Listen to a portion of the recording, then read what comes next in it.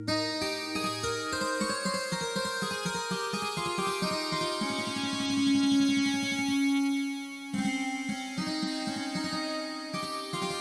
आपना करो जीव को सार, जीरा ऐसा पाहुना मिले न दूजी बार।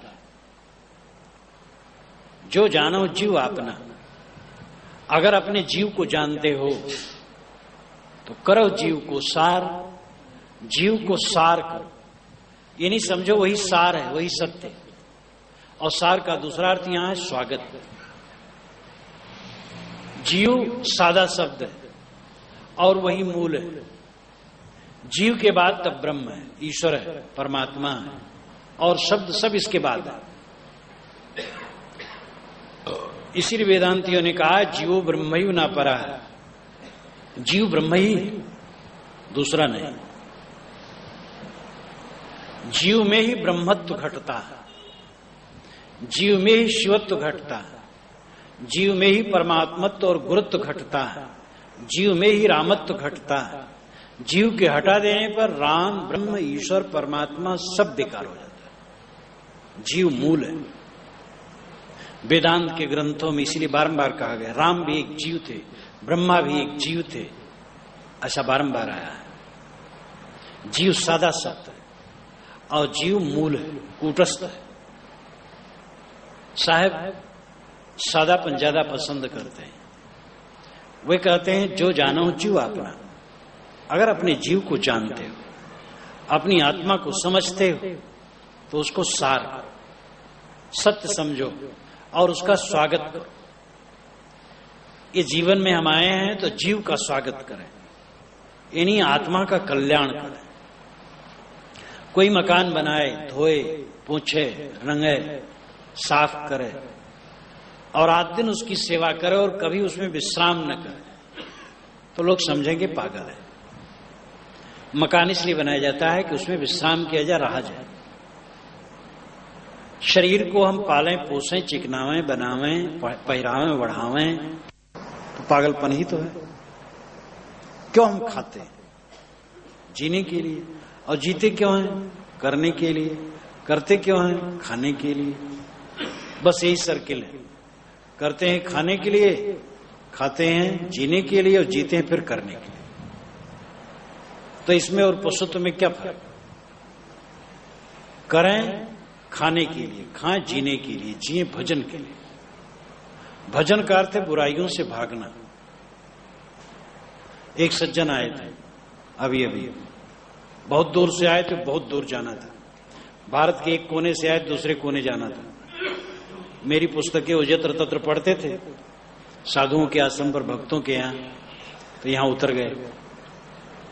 3-4 घंटा समय था। आनंद फानन में भगवान के दर्शन के लिए लालायित थे। महाराज जहां जाता हूं भगवान के दर्शन के लिए कहते हैं, लेकिन मिलता नहीं है। मैंने कहा भगवान के दर्शन इसको समझना चाहिए। दर्शन दृश्य का होता है, वो रूप होता है। पहले तो समझोगे तो परेशान हो जाओगे। जिसके दर्शन के लिए तुम लालायित, तो उसका दर्शन होता ही नहीं है, परेशान हो जाओगे।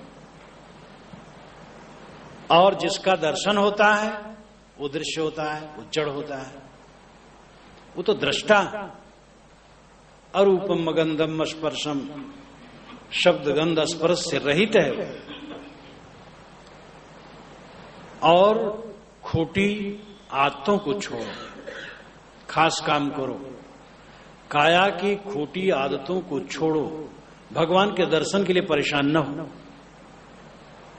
जो खोटी खोटी आदतें हैं जीवन में, गंदी गंदी आदतें, लोलुपता, इंद्रियों की लोलुपता, मन की लोलुपता, काम, क्रोध, लोभ, राग, द्वेष, ईर्ष्या, छल, कपट, कटुता, कुटिलता, ये सब छोड़ो। ईश्वर के दर्शन के लिए पागल न बनो। काया को शुद्ध करो, मन को शुद्ध करो, वाणी को शुद्ध करो। और ये जब शुद्ध हो जाएंगे तब धीरे धीरे समझोगे, स्वयं आनंद सागर हो जाओगे और परमात्मा आत्मा में घट जाएगा। इसी जीवन में स्वर्ग और मोक्ष घट जाएगा, उतर जाएगा। और तुम परमात्मा के लिए लालायित हो। बहुत परेशान था। और नवयुवक है, नवयुवकों में खून गर्म होता है, और फौज का सिपाही भी था, खूब उतावला था। चमत्कार की बात करने लगा, हाथ ऐसे उठाए, घड़ी आ गई। मैंने कहा मैं अभी दिखा दूं। मैं अपने ब्रह्मचारी को बुलाया, 5-7 आइटम उसने दिखाया। एक डिबिया में 4 रुपए रख दिए, कहे दबाओ, दबाया, खोला तो रुपए गायब। बहुत परेशान हुआ। उसी के हाथ में, और जब डिबिया खोला तो 1 रुपया नहीं, पहले 4 रुपए थे। कई चीजें दिखाया, वो परेशान हो गया। फिर जब उसका भेद बताया तो कुछ झूठ हो गया। तो मुझसे कहा कि मैं तो इसको परम सत्य माने बैठा था, ये तो बिल्कुल झूठ हो गया, सब जालसाजी है। हम के इसी प्रकार जितनी अलौकिकता की बात है, सब जालसाजी है। लोग काफी है, ये धरती काफी है, ये धरती के देवता काफी है, अपने माता पिता काफी है देवता मानने के लिए, पड़ोसी काफी है, जिस जानवर को पाले वो काफी है देवता मानने भर का। तो यहां पर परमात्मा कम नहीं, देवी देवता कम नहीं, और काम कम करने की नहीं, लेकिन हम प्रत्यक्ष थाली का भोजन छोड़ करके मन के लड्डू खाते हैं। तो अगर अपने जीव को जानते हो, आत्मा को जानते हो, तो इसको सार करो, स्वागत करो। जीरा ऐसा पाहुना मिले न दूजी बार।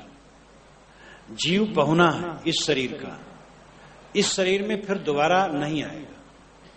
इससे उतरा और शरीर सड़ा, बेकार गया। यह जो अवसर मिला है, धोखे में न जाए, कल्याण का काम कर लो। जो जानो जग जीवना, जो जानो सो जीव।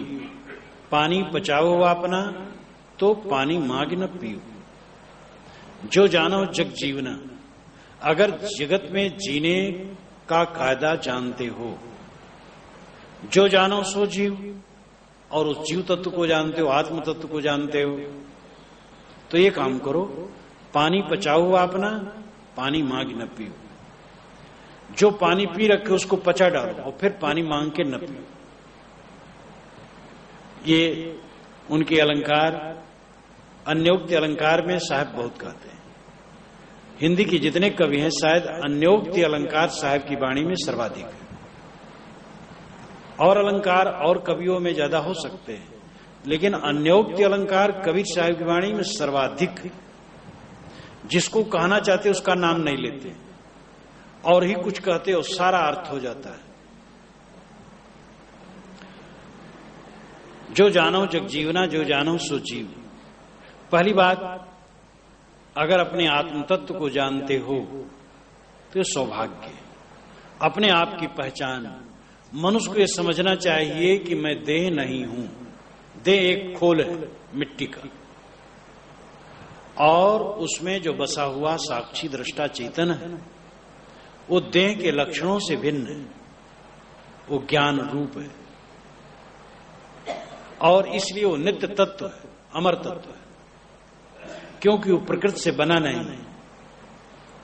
प्रकृति की सारी चीजें जड़ है। वैज्ञानिकों से भी जब चर्चा हुई तो उन्होंने भी ये स्वीकारा कि जितने जड़ तत्व हैं उनमें चेतना बिल्कुल नहीं। तो मैंने कहा जो दुनिया में चेतना है वो किसका गुण है, यही तो हम समझ नहीं पाते हैं। मैंने कहा वह चेतना गुण जिसका है उसी को चेतन, जीव, आत्मा, रूह, सोल कहा जाता है, और वो प्रकृति से बिल्कुल भिन्न है। तो ये हर इंसान को बोध होना चाहिए कि मैं देह नहीं हूं, मैं आत्मा हूं, चेतन हूं, अविनाशी हूं, नित्य हूं, और जो कुछ करता हूं उसका फल आज ही नहीं कल भी होता है। आज गलत कर डालूं तो आज मन कचोटेगा, नींद खुलेगी कल तो फिर कचोटेगा। 10 वर्ष के बाद भी ख्याल होगा तो मन कचोटेगा। जीवन भर जब जब ख्याल होगा तब तब अच्छा नहीं लगेगा, और अच्छा काम किए रहूंगा तो जब जब ख्याल होगा आनंद आएगा। और इसी प्रकार जन्मांतर में भी सत्ता रहती है, और हमारे किए गए कर्मों का फल होता है। यहां पर जितने लोग बैठे सबके चेहरे में अंतर है, प्रतिभा में, गुण कर्मों में अंतर है, स्वभाव में अंतर है, रससत्तम वृत्तियों में अंतर है। ये अंतर अपने पूर्व कर्मों के संस्कारों के जोर से। इसलिए प्रकृति भिन्न, देह भिन्न, आत्म अस्तित्व का बोध सबको होना चाहिए। दूसरी बात है बहुत व्यवहारिक, जो जानो जग जीवना, जगत में जीना भी जानो। आत्मा को पहचानो कि मैं अविनाशी आत्मा हूं, देह से भिन्न हूं। लेकिन जो बहुत व्यवहारिक है वह है जगत में जीना जानो। कैसे जीना चाहिए? बचा बचा के जीना चाहिए। कोई लड़ने वाला मिले लड़े न, गाली देने वाला मिले स्वयं गाली न दे। गाली सुन करके सह ले तो सत्ता आपके तरफ हो जाएगी। और गाली, आप भी गाली दे दिए तो आपके साथ कोई नहीं।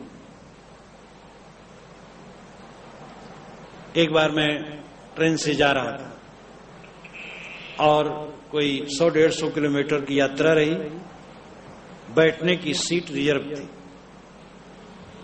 5-7 लोग रहे होंगे हम।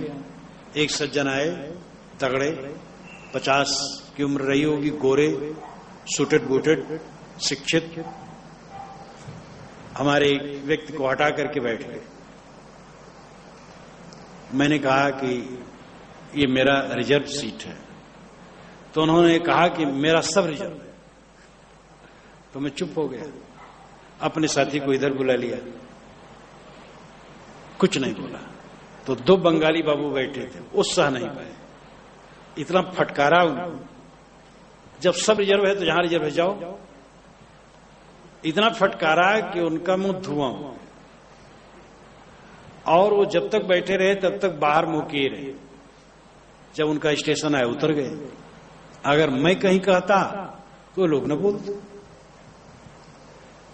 आप सहना सीखें तो पूरी सत्ता आपके साथ होगी, लेकिन धीरज नहीं रहता। और बस जरा भाई कोई कुछ कहा तो हम और चढ़ जाते हैं। हनी पर हना, पाप दोष न गना। जो मैं मारा ताही मैं मारा, ये चौपाई ठोक देते। किसी ने मुझे मारा तब मैंने उसको मारा, जब उसको मारा तो उसने फिर मुझे मारा, तब फिर मैंने उसको मारा। तो कहां तक जाएगा? सहने की जरूरत है। विवादी से विवाद न करें, गम खा के क्षमा करके रहे। और इसकी आवश्यकता ज्यादा घर में पड़ती है, बाहर कम पड़ती, बहुत कम पड़ती है। आप जो कहते हैं, कई लोगों के मन में प्रश्न आ गया होगा कि बस ऐसे सहते जाएं, लेकिन यहां अवसर नहीं है कहने। नहीं तो भाई बहुत लोग कहते हैं। ज्यादा सहने की जरूरत घर में पड़ती। पत्नी कुछ गरम नरम कहा ले, साल लड़ो ना। पति कुछ कह दे, पत्नी सह ले। लड़का ही कह दे तो पिता सह ले। सहने की जरूरत ज्यादा घर में पड़ती, बाहर बहुत कम पड़ती। और बचा बचा करके चलने की जरूरत है जीवन में। जो बचा बचा के नहीं चलता अपनी शक्ति निरर्थक होता है। कितने लोग तो ऐसे मुकदमेबाज होते हैं कि अगर उनका मुकदमा ना हो तो दूसरे के ले लेते हैं, और किसी का मुकदमा ना हो तो कचहरी में ऐसे घूम लेते हैं। संतोष उनको नहीं, बिना कचहरी में गए। एक रोग जैसे तंबाकू खाने का रोग।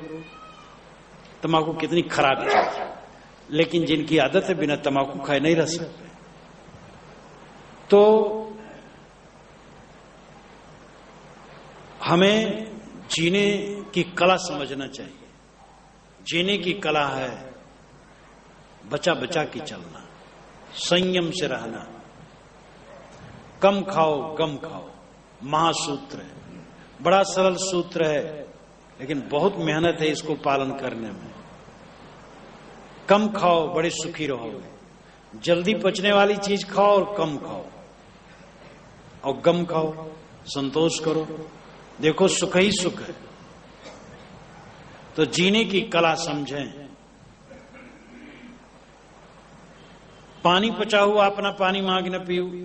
पानी वाणी, वाणी मनुष्य के मन में भरी हुई है। हरदम मनुष्य का मन ठसाठस शब्दों से भरा है। इसलिए जब मौन रहता तब भी उसके अंदर में वाणी कुछ बुझाती रहती। तो जितनी वाणी भर रखे उसको पचा डाल और वाणी मांग के न पियो, खाली कर दो अपने आप को वाणी से। देखो शांत मन वाणी का अंत तो समाधि है। समाधि क्या है? जब वाणी का अंत होता तब मन का अंत होता है। और जब तक वाणी चलती मन चलता, मन चलता वाणी चलती। हम नहीं बोलते हैं बाहर से, लेकिन जब मन चलता है तो वाणी उसके साथ स्वयं चलती। जैसे संकल्प किया, सड़क, सड़क की याद आई तो सड़क शब्द भी आया, गाय की याद आई तो गाय शब्द भी आया। याद के साथ शब्द चलते, मन के साथ शब्द चलते। मन जब पूर्ण निर्विकल्प हो जाता है तब वाणी शांत हो जाती है। इसलिए समाधि की कसौटी है निस्तब्धता और निशब्दता। निस्तब्धता ऊपरी है, निशब्दता भीतरी है। निस्तब्धता का अर्थ स्थिर होकर बैठ जाना, सिर ग्रीवा, रीढ़ सीधी करके एकदम स्थिर होकर अडिग बैठ जाना, हिलना डुलना नहीं। ये निस्तब्धता है। ये तो कोई भी कर सकता है थोड़े अभ्यास में। लेकिन दूसरी बात है निशब्दता। मन में शब्द न उठते हो, वो संकल्प शून्य होने पर होता है। जब संकल्प शून्य हो जाता है तब शब्द शून्य हो जाता है। जब मन वाणी का अंत हुआ, ये निर्वाण दशा है, ये मोक्ष दशा है, ये कल्याण दशा है, कैवल्य दशा है। तो वाणी को घटाओ, जो मन में भर रखे उसको घटाओ, कम करो, और वाणी उसमें न भरो। जहां बोल तहां अक्षर आया, जहां अक्षर तहां मने दृढ़ आया। बोल अबोल एक हुई जाए, जिन्हें लखा सो बिरला हो। साहब कहते जहां बोले तहां अक्षर आया, और जहां अक्षर आया तहां वाक्य बना, और मन ने कुछ अर्थ कर लिया, बस हर शोक राग द्वेष शुरू हो गया। बोल अबोल एक हुई जाए, जिन्हें लखा सो बिरला हो। जो बोल में अबोल में समान रहे, निर्द्वंद, वो धन्य है। वाणी सुनकर न सुनकर दोनों में निर्विकार, वो धन्य है। वाणी तो जीवन भर कुछ रहेगी, लेकिन वाणी का विकार न रहे, द्वंद्व न रहे। ये वाणी बोली जाती भी वाणी है। एक कांटा चुभा एक कांटे से निकाला जाता है, अंत में दोनों कांटे फेंक दिए जाते हैं। गलत शब्दों को निकालने के लिए अच्छे शब्द ग्रहण करें। अंत में अच्छे शब्दों से भी अपनी सत्ता अलग समझें। तो पानी, वाणी, पानी का अर्थ अंत में वासना। जितनी वासनाएं ग्रहण कर रखे हो, अहंता ममता ग्रहण कर रखे हो, उसको पचा डालो, और नवीन अहंता ममता न ग्रहण करो। बंधन है अहंकार ममकार। इस दुनिया का एक कण मेरा नहीं है। ये बड़ा सरल विषय है, समझना कठिन नहीं। जब शरीर नहीं रहता है तो क्या जीव के साथ रहता है? हमारा अहंकार ममकार अविवेक है। अहंकार ममकार जितना दूर होगा उतना जीवन शीतल होगा। अहंकार ममकार में पड़ करके ही घर में कला है। मेरा लड़का कैसे नहीं काम आना, आप भूल करते हैं। व्यवहारिक ढंग से ठीक है आपका लड़का, लेकिन तात्विक दृष्टि से देखें तो एक जीव है। अब आप एक जीव है, सुंदर व्यवहार कर दीजिए, बस इतना ही चारा है। किसी पर अपना कोई चारा नहीं। हमारा कर्तव्य है हम दूसरे से सुंदर बर्ताव करें, चाहे लड़का हो, चाहे पत्नी हो, चाहे पति हो, चाहे पिता हो, गुरु हो, शिष्य हो, किसी पर हमारा अधिकार नहीं। जो अपने को गुरु मानता है बहुत बड़े धोखे में। मैं एक सेवक हूं ये मानना चाहिए।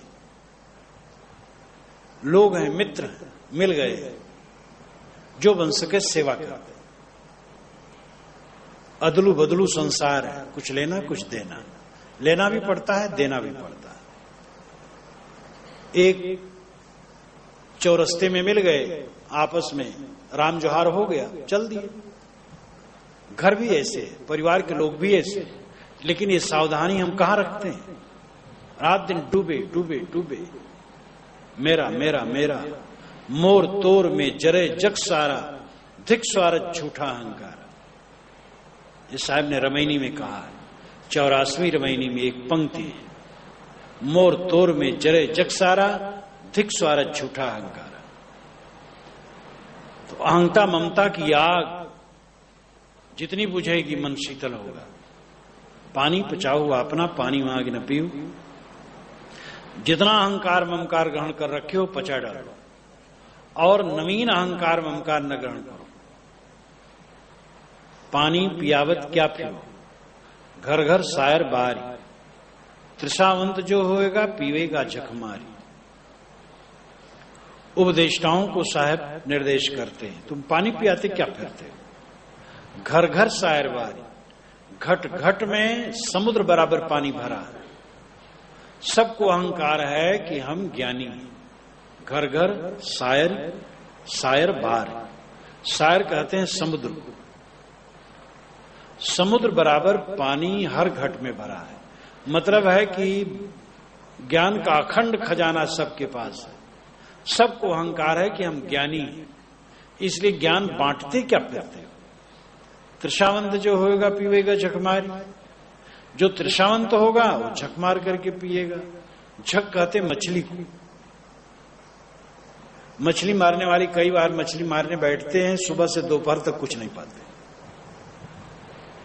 परेशान हो जाते हैं। कहां गए थे भैया, झक मारने गए थे। तो झक मारना मुहावरा हो गया असफलता के लिए। फिर झक अहंकार के लिए भी हो गया। शब्द देश काल के आयाम में यात्रा करते हैं। जैसे कई बार आप लोगों के सामने मैं कहा करता हूं, गधा, संस्कृत में गधा शब्द का अर्थ होता है वैद्य। गद कहते हैं रोग, हा कहते हैं नाश करने वाले को। जो रोग का नाश करे वो गधा, वैद्य, डॉक्टर। लेकिन आज के युग में गधा गधा का पर्याय है। अब आज भूल करके भी वैद्य डॉक्टर को गधा नहीं कहना चाहिए, नहीं तो पीटेगा। कुशल, कुश लाने वाले के लिए कहा जाता था। कौशाम्बी से काशी तक कुश घास बहुत थी, एक वैदिक विद्वान ने कल्पना की, इसलिए इसका नाम कौशाम्बी हुआ, जो हमसे पश्चिम और दक्षिण कोण पर जमुना तट पर स्थित है।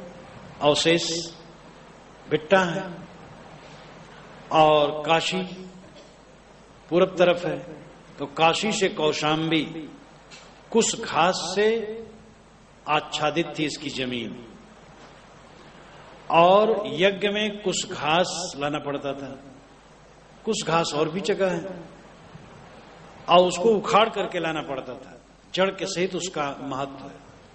आजकल तो पितरपक्ष चल रहा है, कुश पैंती उंगली भी पहना जाता है और कुश लिया जाता है, तर्पयाम मार्जयाम किया जाता है। तो हर पुण्य कार्य में, पवित्र कार्य में कुश घास का महत्व है। तो जो कुश लाए वो कुशल, अब कुश लाए उखाड़ के लाए, उसका हाथ न फटे तो चतुर, निपुण, निपुण माना गया। तो निपुण में हो गया कुशल। कुशल कुश घास लाने वाला। फिर हो गया निपुण, क्योंकि घास लाता है उसका हाथ फटता नहीं। फिर वो मांगलिक कार्य में लगता है, इसलिए कुशल मंगल हो गया। तो देश काल की आयाम में शब्द यात्रा करते हैं, अर्थ बदलते हैं। झक मछली, फिर झक मारना हो गया कि असफल हो जाना, बक बक करना और कुछ फल न मिलना। झक का अर्थ अहंकार भी हो गया। पीवेगा झकमारी, अपने अहंकार को मार करके पिएगा जिसको इच्छा होगी ज्ञान की, वो स्वयं आएगा।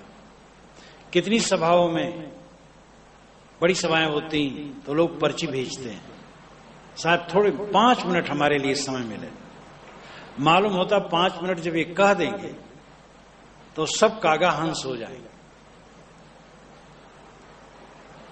और कितने लोग जब सभा में खड़े होंगे तो कहेंगे क्या कहें, समय जवाब दे रहा है। कहने की बातें तो बहुत है, कहने की बात तो 1 मिनट के अंदर भी हो सकती है। अपने लिए कठोर रहो, दूसरे के लिए कोमल लो, कुछ सेकंड में हो गया।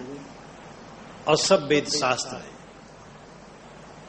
अपने लिए कठोर रहो, कभी अपने को क्षमा न करो, अपने में लचरपन न रहे, अपने लचरपन को दूर करते रहो और दूसरे के लिए कोमल लो।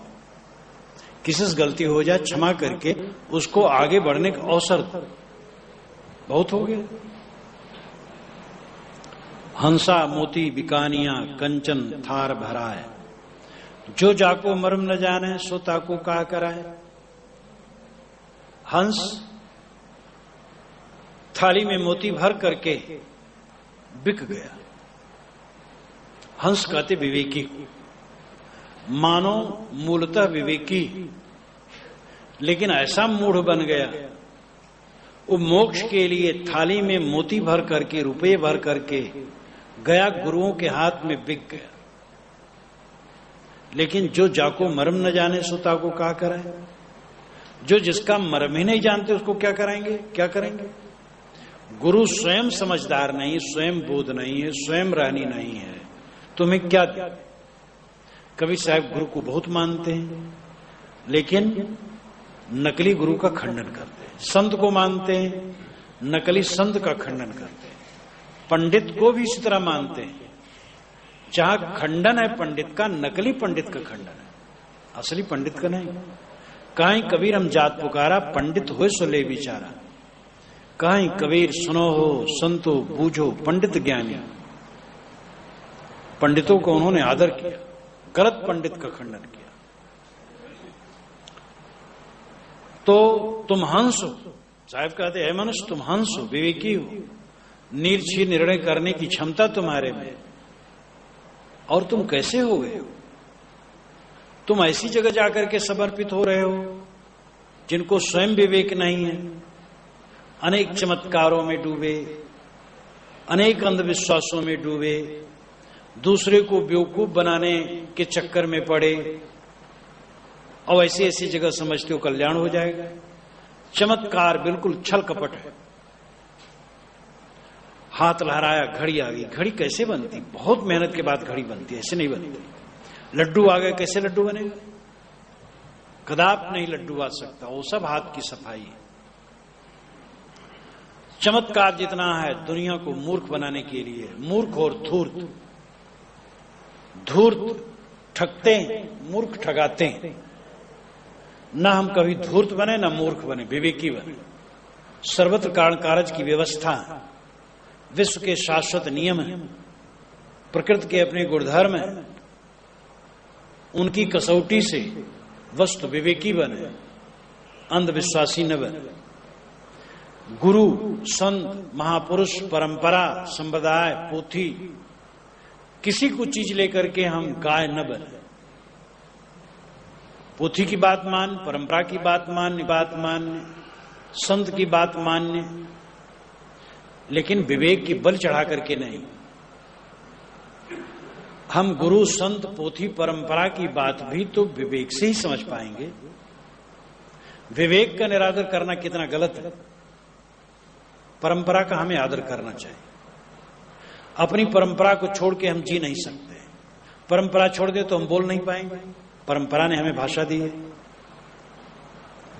और उतने नहीं दी, सब कुछ दिया, लेकिन पूरी परंपरा को लेके भी हम जी नहीं पाएंगे। परंपरा सब छोड़ते हैं, छोड़ना पड़ता है। चाहे ईसाई परंपरा हो, इस्लामी परंपरा, उन लोगों ने भी छोड़ा है। भारतीय परंपरा तो अति उदार है। 55 वैदिक मुद्दों को पंडितों ने कलिवर्ज कह करके निरस्त कर दिया है। जो वेद समर्थित और वैदिक साहित्य के प्रमाणों से समर्थित ऐसे 55 मुद्दे हैं जो पंडितों ने कहा कि एक कलिवर्ज है, इसलिए निरस्त कर दिया। और ये कलिवर्ज का प्रचलन करीब करीब 1000 वर्षों से चला। 1000 वर्षों से ज्यादा प्रबुद्धता आई। तो जो पहले की बातें थी गड़बड़ियां, सीधे ये नहीं कहे कि हमारे परंपरा के लोग बेवकूफ थे, ऐसा कहना भी नहीं चाहिए। कोमलता से कहे कलिवर्ज, ये कलकाल में नहीं चलता। जो लोग कहते हैं कि वेद शास्त्र लिखने वाले पंडित महात्मा गपोड़पंथी हैं, उनका भी उत्तर है। गपोड़पंथी होते, परंपरा में सड़ने वाले होते, तो कलिवर्ज कह करके 55 वैदिक मुद्दों को निरस्त कैसे करते? और जो ये कहता है कि हम शास्त्र और परंपरा की एक बात भी निरस्त नहीं कर सकते, उसके लिए भी उत्तर है। एक नहीं 55 मुद्दे निरस्त किए गए हैं। जैसे नियोग, महाभारत के बड़े बड़े पात्र नियोग से पैदा किए गए। नियोग का समर्थन पुराने शास्त्रों में है, लेकिन वो मान्य नहीं है। अब चुपबुक कोई भले करे, मान्य नहीं। स्वामी दयानंद सरस्वती ने नियोग को माना, भाई नियोग से ठीक है, लेकिन अंत में वो चला नहीं। तो आज समाजियों ने विधवा विवाह पर जोर दिया। विधवा विवाह अच्छा, वो ज्यादा वो संभव है। तो विद्यासागर ने बंगाल में काफी जोर दिया। वो तो अपने को बेची दी, इसी में गरीब हो गए। जब विधवा विवाह का कानून बना तो उन्होंने 100 विधवाओं का विवाह अपने धन से किया और उसी में कर्जी हो गए। अंतिम मौत के समय वो कर्जी थे, वो दुखी थे बेचारे, परोपकार में। तो आर्य समाज ने भी नियोग को जो स्वामी जी ने कहा, आर्य समाज ने सोचा ही ठीक नहीं, विधवा विवाह पर जोर दिया। ऐसे बहुत मुद्दे हैं। तो इसलिए हम अपनी परंपरा को छोड़ नहीं सकते, लेकिन अपनी पूरी परंपरा को लेके चल नहीं सकते। साहब ने कहा, दद्दा देखो बिनसन हारा, जस देखो तस करो विचारा। साहब कहते सब बिनसन हार है, सब बदलने वाला है, इसलिए जैसा देखो विचार करो और विचार करके ताजा ग्रहण करो। निर्क्षीर विवेक, प्रतिषेध का प्रतिषेध मार्क्स ने भी माना। बीज का प्रतिषेध अंकुर हो जाता है, तो अंकुर ने बीज का प्रतिषेध कर दिया और पौधे ने अंकुर का प्रतिषेध कर दिया, फल ने पौधे का प्रतिषेध कर दिया। तो बीज नष्ट करके अंकुर नहीं होता, किंतु बीज डाल दिया जाता है जमीन में, अंकुर निकलता है तो बीज समाप्त हो जाता है। अपनी परंपरा का नाश करके हम नहीं बढ़ सकते, परंपरा की भूमिका में स्थिर होकर बढ़ सकते हैं। लेकिन हमें आगे बढ़ना चाहिए। जो कुछ परंपरा का अनर्गल है छूट जाए, और जो सही है वो जीवंत रूप में लग करके आगे हमें सहारा दे। इसलिए साहब कहते हैं कि इस प्रकार बिकने की जरूरत नहीं गुरुओं के पास, कि आंख मूंद करके तुम बड़े भावुक बन करके गुरुओं के पास बिक जाओ। विवेकी बनो और सब काम विवेक पूर्वक करना चाहिए। इन्हीं वचनों के साथ मैं विराम लेता हूं।